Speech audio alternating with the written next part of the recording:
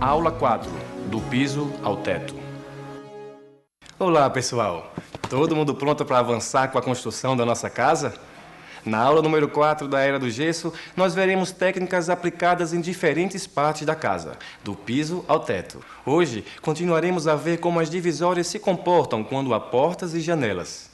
Você aprenderá como fazer vergas. Também aprenderemos como fixar cargas leves e pesadas nas paredes e como fazer as instalações elétrica e hidráulica da casa. Mas antes de iniciarmos o conteúdo de hoje, reveja aquilo que aprendemos na aula passada. Revisão aula 3. Erguendo as paredes de gesso. Primeiro, vimos como marcar bem o local das divisórias e como conferir, sem a ajuda do esquadro, a perfeita angularidade e verticalidade dos blocos de gesso. Seguimos com a preparação da cola de gesso. Aprendemos como se ergue uma divisória, usando a cola, tomando o cuidado de sempre conferir o alinhamento dos blocos. Vimos ainda como se engastam ou como se juntam as divisórias em gesso. Confira mais uma vez. As paredes da casa popular são perpendiculares, ou seja, se encontram em forma de L ou T, formando um ângulo de 90 graus. Elas podem ser engastadas de duas maneiras. Vimos como se faz o engaste por penetração transpassante. Por penetração transpassante, os blocos cortados permitem a passagem de outro bloco, formando uma trama como se vê. A alternância deve ser respeitada. Observe como os blocos são encaixados. O último bloco da parede número 1 é colado na parede número 2, com bastante cola de gesso. Na segunda fileira, inverte-se a parede que irá colar, ou seja, a parede número 2 é colada na parede número 1. Mais uma vez, com bastante cola de gesso. Mantém-se a alternância até a última fiada. E, finalmente, vimos como se fixam as grades de portas em madeira aos blocos de gesso, com a ajuda das mantas fibrosas.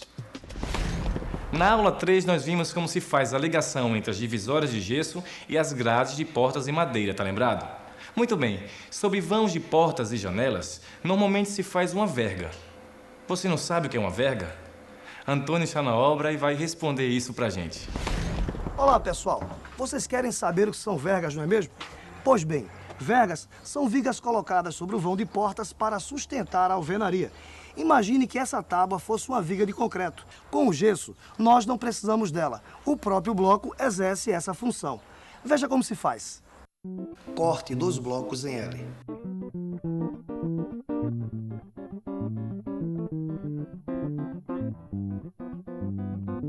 O lado que se apoia sobre a alvenaria tem que ter no mínimo 20 centímetros. Repare que o encontro entre os dois blocos sobre a grade da porta deve ocorrer no eixo da grade. E por que a gente tem que deixar os 20 centímetros? Porque, além de norma, isso evita fissuras de canto na alvenaria.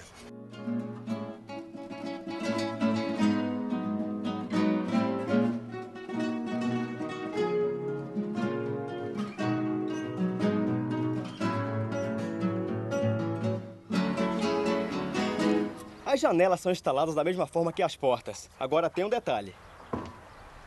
Você lembra quando colocamos blocos em L sobre as grades das portas funcionando como verga? E então, nas janelas isso é feito também na parte de baixo. Não esqueça de deixar 20 centímetros de distância nas laterais. Quando eu falo por aí com os amigos que estamos construindo uma casa de gesso, tem gente que não acredita. Em gesso? Se ela resiste a ventanias, chuvas torrenciais, eu não acredito não. Já existe casas construídas com pessoas morando, já. Então eu acho muito legal. Tanto já como eu já presenciei a construção de uma, né? Aqui próximo em Olinda, eu estava fazendo a minha e um companheiro ao lado estava fazendo os blocos, né? Ele mesmo construía, ele trabalha com construções, ele fazia os tijolos, ia montando, lajeou tudinho, tudo com gesso. Ficou legal. Foi rápido, prático, né? E bem barato. O que ele fazia, rapidamente secava, já ia montando já e foi rapidinho. Foi muito mais rápido do que eu montar a minha, né? Eu gastei 2,5 milhões para fazer uma de alvenaria. Gastei muito mais e realmente não ficou tão boa quanto a dele, né? Ele é tão seguro quanto qualquer outro tipo de material de construção civil. Ele sendo fabricado com as especificações técnicas adequadas, um produto que atenda a uma norma, com certeza você está tão segura quanto qualquer outro tipo de alvenaria. Quando as pessoas mudam para uma casa nova, Seja ela própria ou alugada, elas querem dar o seu toque pessoal de acordo com seus conceitos de beleza ou mesmo de acordo com suas necessidades. Eu estou falando de quadros, posters, prateleiras, suporte para TV, armário de cozinha e por aí vai. Tudo isso fica pendurado nas paredes, não é verdade? Portanto, vamos testar agora a força do gesso. Você acha que uma divisória de gesso aguenta uma soneca em família na rede? Sim ou não? Vejamos. O gesso é mais resistente que muita gente pensa, mas como qualquer outro material, existem limites de pressão e carga que um bloco de gesso pode suportar. Muita gente acha que o gesso é frágil porque só conhece as placas que são usadas no teto como forro.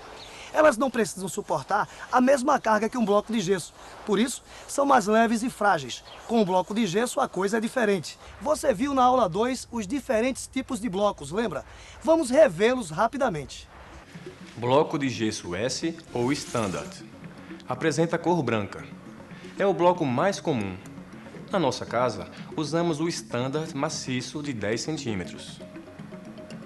Bloco de gesso Hidro, de cor azul claro.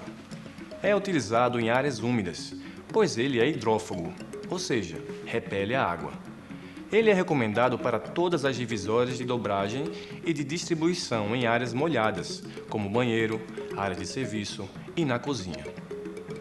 Bloco de gesso GRG, de cor verde claro. São blocos de gessos especiais, reforçados com vidro, utilizados em paredes que receberão carga ou maior pressão. Bloco de gesso GR-GH, de cor rosa claro. São pré-moldados de gesso, reforçados com fibras de vidro e com aditivos hidrorrepelentes, ou seja, que repelem a água. Estes blocos são os mais robustos e reúnem as qualidades do bloco hidro e do bloco GRG. A casa popular que nós estamos construindo só recebe blocos hidro e blocos standard. Apesar de se recomendar o bloco GRG nas paredes que suportarão cargas, isso não quer dizer que a casa popular não possa ter nada pendurado nas paredes. Basta saber como fixar cada tipo de carga. Em função do peso, as cargas são divididas em 3 categorias: leves, médias e pesadas. Veja como se faz. Fixação de objetos leves, até 15 quilos. Para fixar objetos leves em blocos maciços ou vazados, são usados colchetes e pregos de aço. Desse de pendurar quadro, você só tem que respeitar a seguinte tabela: 1 prego para objetos até 5 quilos, 2 pregos para objetos até 10 quilos, 3 pregos para objetos até 15 quilos. Vamos dar um exemplo. O José está com este quadro que pesa 6 quilos.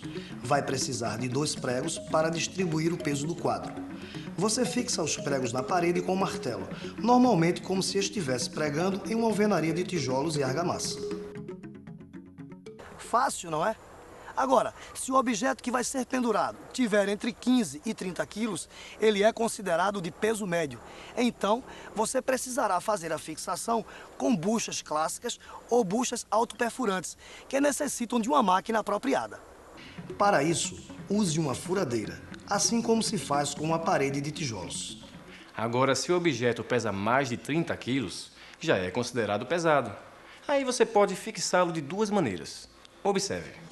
Fixação transpassante metálica. Vamos fixar os armadores de rede nas divisórias.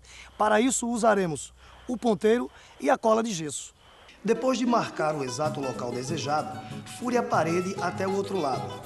Fixe o armador no local, depois dê o acabamento com a cola de gesso. Espere secar por 24 horas. Após a secagem completa da cola, a rede já pode ser usada.